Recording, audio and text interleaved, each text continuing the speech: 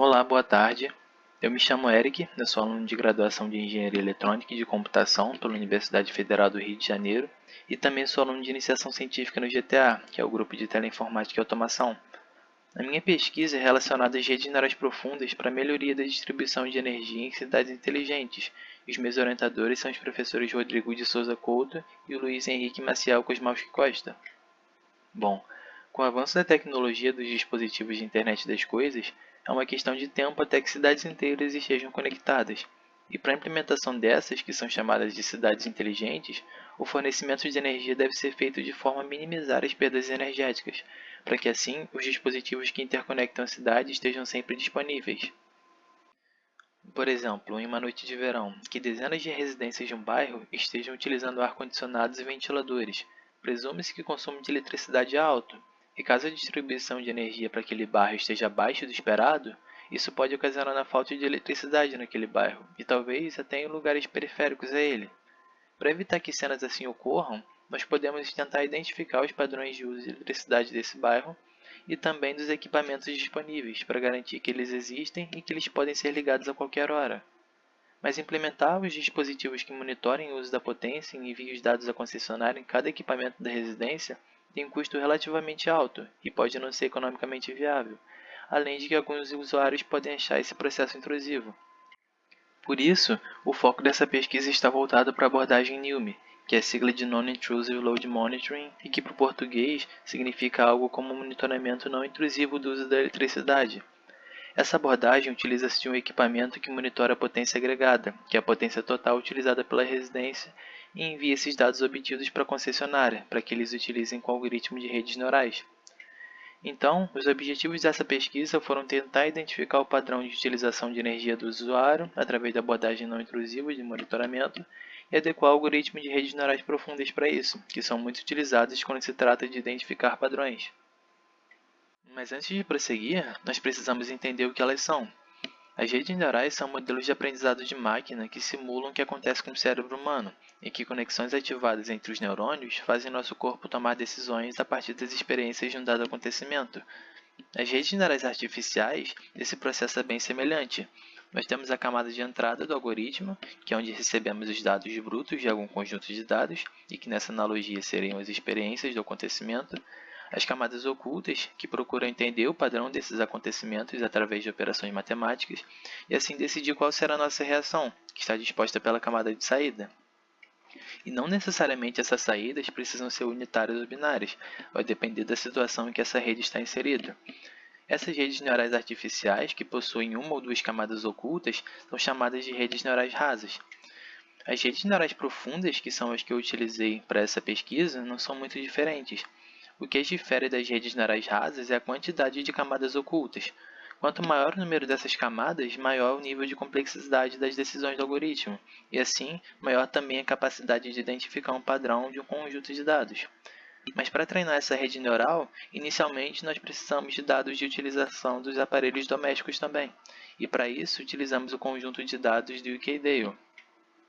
Esse conjunto de dados contém o uso de eletricidade de 5 residências no Reino Unido, com uso agregado, que é o uso total da potência de 1 watt pela residência, e de cada um dos aparelhos domésticos que possuíam medidores. Essas medições eram realizadas de 6 em 6 segundos, e cada uma das residências possuía um período de medição. E apesar de 5 residências possuírem os medidores, o período e a quantidade de aparelhos medidos foi substancialmente maior na residência número 1, que foi utilizada como conjunto de treinamento de testes, mas em períodos de tempo diferentes. Para as camadas de entrada dessa rede neural profunda, eu utilizei a potência agregada da residência e o aparelho que deveria ter seus padrões definidos, e a camada de saída é a potência de utilização do aparelho no momento. Nesse gráfico que está disponível no artigo New Ukdale, o eixo Y representa os aparelhos medidos, que são cada um desses traços à esquerda, separados por residência, e o eixo X representa o período em que esses aparelhos estiveram ativos.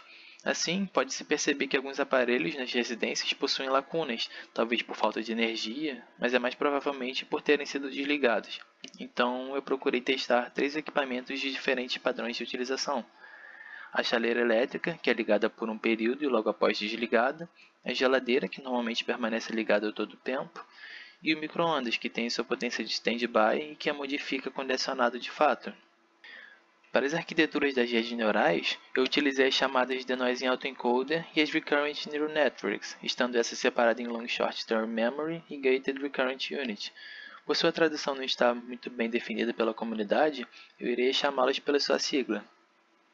A arquitetura DAI adiciona ruído, que são normalmente valores de zero, numa porcentagem do conjunto de dados, e após percorridas as ativações pelas camadas ocultas, ela usa esses dados que tiveram ruído atribuído antes de serem modificados, de forma que eles são a variável-alvo, ou seja, ela tenta reconstruir essa entrada. Ela também costuma se sair bem identificando mudanças grandes no padrão, que é o que acontece com microondas. Na arquitetura RNN, os neurônios das camadas ocultas recorrem a entradas relacionadas a decisões tomadas anteriormente e a do momento atual, fazendo com que essas informações não sejam esquecidas e sejam reutilizadas durante a realização do algoritmo. Essa me pareceu uma boa arquitetura pelo fato de lidar bem com conjuntos temporais. E para evitar que as informações sejam esquecidas durante o treino, eu utilizei duas abordagens diferentes quanto a essa rede, que são elas o LSTM e a GRU. Ambas conseguem processar conjuntos de dados com intervalos de tempo de duração não definidos, mas a forma com que recorrem as informações guardadas faz com que elas sejam um pouco diferentes. Quanto às métricas de validação que eu utilizei, estão a acurácia para ter uma visão mais geral de como o treinamento se saiu, a precisão para saber se os valores rotulados como verdadeiros são confiáveis ou não, e o erro médio absoluto da potência estimada e a potência real em bot, para saber das vezes que esse modelo errou a potência utilizada pelo aparelho, qual a variação média do seu erro durante o período de amostragem. Os resultados que eu obtive para essas arquiteturas estão em comparação nesses gráficos, nos quais o eixo X contém a arquitetura utilizada e o eixo Y contém as métricas. Com a chaleira elétrica, parece que o LSTM não obteve uma boa precisão, classificando quase 80% de falsos positivos, o que gerou uma confiança péssima nos seus resultados, talvez pela forma que guardou as informações durante o treinamento, que é diferente da GRU, e isso também gerou um erro médio acima das demais arquiteturas. Já com a geladeira, a acurácia entre elas foi semelhante, mas a confiabilidade de seus acertos é relativamente maior com a arquitetura DAI do que com as demais. O erro médio também é um pouco menor, mas percentualmente essa diferença ainda baixa. E nesse caso do microondas, a acurácia é basicamente igual, sendo todas com mudanças apenas na quarta casa decimal dos 83%. Mas a confiabilidade dos seus resultados ainda é muito baixa, com todas as arquiteturas tendo previsto mais de 50% de falsos positivos. Mas pelo erro médio absoluto, observa-se que talvez pela sua facilidade de prever mudanças bruscas, a arquitetura DAI obteve resultados bem melhores que os demais. Em conclusão, é um pouco daquilo que eu falei enquanto mostrava os gráficos, mas em suma, a arquitetura DAI supera as demais arquiteturas em parte dos aspectos, como tendo 20% a mais de precisão, no caso da geladeira, e tendo um erro médio quase que 60% menor que as outras arquiteturas de microondas, além do tempo de treinamento para esses resultados ser menor. E para futuras atualizações, eu tenho alguns pontos. Eu vou tentar melhorar a acurácia e a precisão, além de utilizar outras métricas. Eu vou testar outras arquiteturas e treinar essas arquiteturas as originais por um período de tempo maior, além de usar outras residências de dataset que possuem os mesmos equipamentos catalogados. E futuramente, eu planejo modificar esses modelos a fim de conseguir prever mais de um aparelho a partir de um único período, e assim tornar essa pesquisa utilizável pelas companhias. E talvez em um futuro distante coletar dados de residências brasileiras, que estejam mais de acordo com o nosso padrão de consumo e, dessa forma, melhorar também a confiabilidade dessas redes neurais.